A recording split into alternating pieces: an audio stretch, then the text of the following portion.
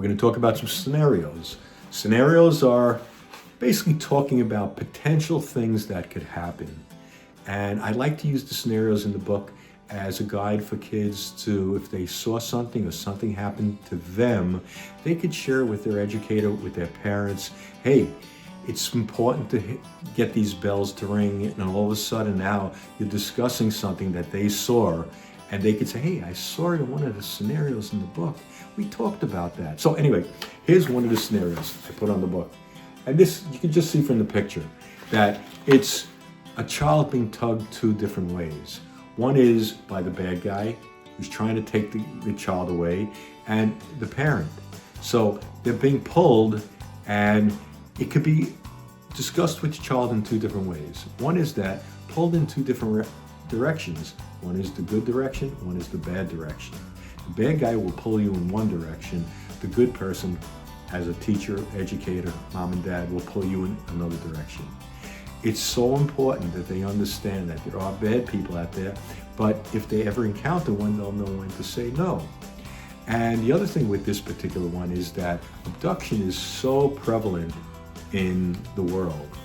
And whether you're in a beautiful neighborhood or a bad neighborhood with potential predators out there, which is more common based upon statistics, that certain areas you have to be more careful.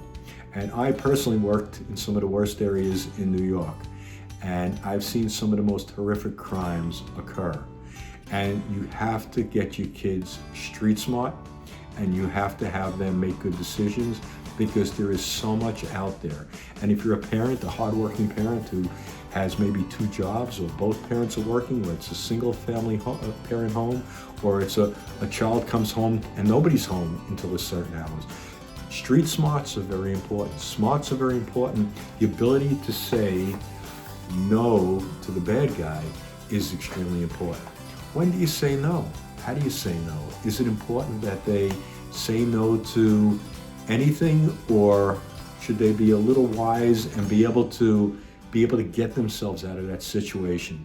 And by getting themselves out of the situation, it doesn't mean they're screaming and they're nervous and they're worried. No, it's like, hey, I see something bad, and now I'm leaving that situation, and I'm going to tell my teacher, my parents, my grandparents.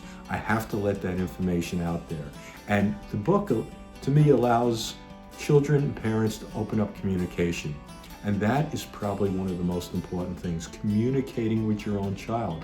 It is so important to have communication with your child, and it starts at a young age. So the scenarios in the book, some of them are so simple, and you could say, oh, those are simple, I do that all the time, which is amazing.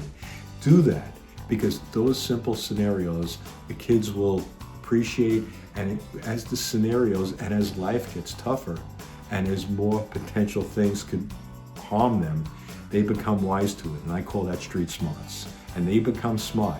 They don't become worried, but they become smart. And if you're smart, you're gonna hopefully 99.9% make the right decision. And nobody's perfect, but if you know your child has a little bit of information and that bell goes off, that light bulb, and it says, hey, I am not going to go with that person. I am not going to stick my finger in that electric outlet, because there's so many bad things can happen. Or if they see a brother or sister and they're in an open pool, they could scream, Ma, Dad, he doesn't swim, where are you? Where are you? And now all of a sudden it's alerted the adults to a potential bad situation. Or if they're walking home from school and a predator approaches them, and now the bell goes off. Now, if anybody grabs them, they have to know to scream, to yell, to do whatever it takes to get away from that predator. Because as much as we don't believe these things could possibly happen, again, my experience with the NYPD, working with Law and Order SVU, these are the things you see on TV, but sometimes reality is even crazier than TV. And when you see these things, you want your child to be ready for them. And not to worry about them, but when the bell goes off, they know to say, no, the bad guy. So with that, we'll see you on some other videos. I have more scenarios coming up. Like and subscribe, and I'd love to talk more about this with you.